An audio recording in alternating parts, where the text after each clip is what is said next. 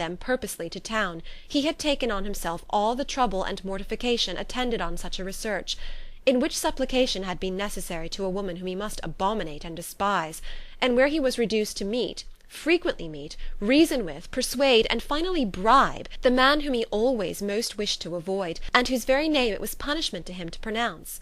He had done all this for a girl whom he could neither regard nor esteem. Her heart did whisper that he had done it for her, but it was a hope shortly checked by other considerations, and she soon felt that even her vanity was insufficient, when required to depend on his affection for her, for a woman who had already refused him, as able to overcome a sentiment so natural as abhorrence against relationship with Wickham. Brother-in-law of Wickham!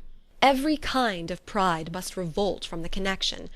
He had, to be sure, done much. She was ashamed to think how much. But he had given a reason for his interference, which asked no extraordinary stretch of belief. It was reasonable that he should feel he had been wrong. He had liberality, and he had the means of exercising it, and though she would not place herself as his principal inducement, she could perhaps believe that remaining partiality for her might assist his endeavours in a cause where her peace of mind must be materially concerned.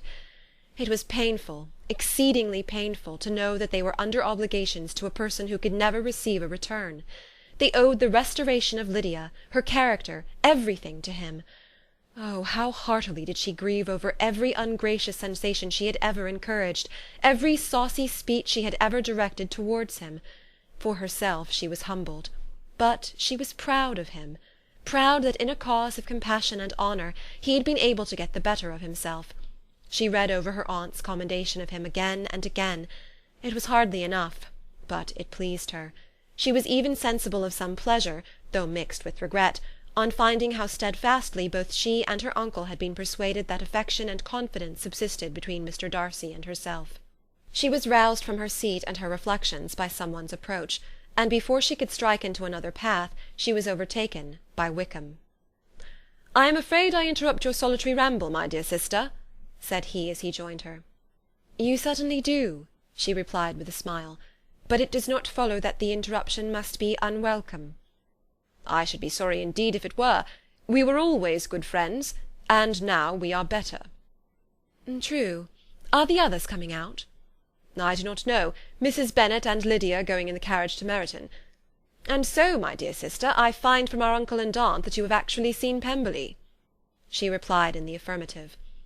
"I almost envy you the pleasure, and yet I believe it would be too much for me, or else I could take it in my way to Newcastle. And you saw the old housekeeper, I suppose?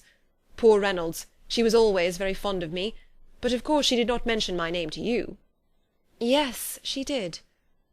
"And what did she say?" "That you were gone into the army, and she was afraid had not turned out well. At such a distance as that, you know, things are strangely misrepresented." "Certainly," he replied, biting his lips.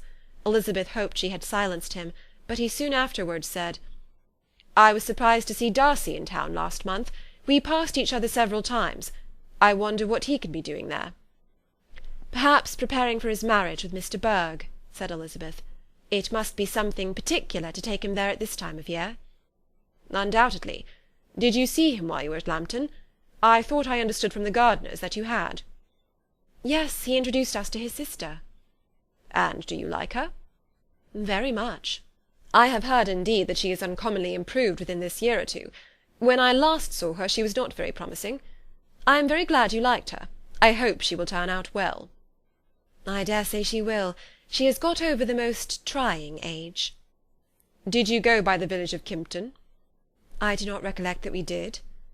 "I mention it because it is the living which I ought to have had. A most delightful place, excellent parsonage house. It would have suited me in every respect." "How should you have liked making sermons?"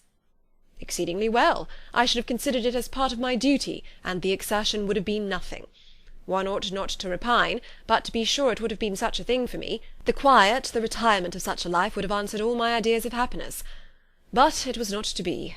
Did you ever hear Darcy mention the circumstance when you were in Kent?" "I have heard from authority, which I thought as good, that it was left to you conditionally only, and at the will of the present patron." "You have? Yes, there was something in that. I told you so from the first, you may remember." I did hear, too, that there was a time when sermon-making was not so palatable to you as it seems to be at present, that you actually declared your resolution of never taking orders, and that the business had been compromised accordingly." "You did? And it was not wholly without foundation? You may remember what I told you on that point when first we talked of it." They were now almost at the door of the house, for she had walked fast to get rid of him, and unwilling for her sister's sake to provoke him, she only said in reply, with a good-humoured smile, "Come, Mr. Wickham, we are brother and sister, you know. Do not let us quarrel about the past. In future, I hope we shall always be of one mind." She held out her hand, he kissed it with affectionate gallantry, though he hardly knew where to look, and they entered the house. Chapter 52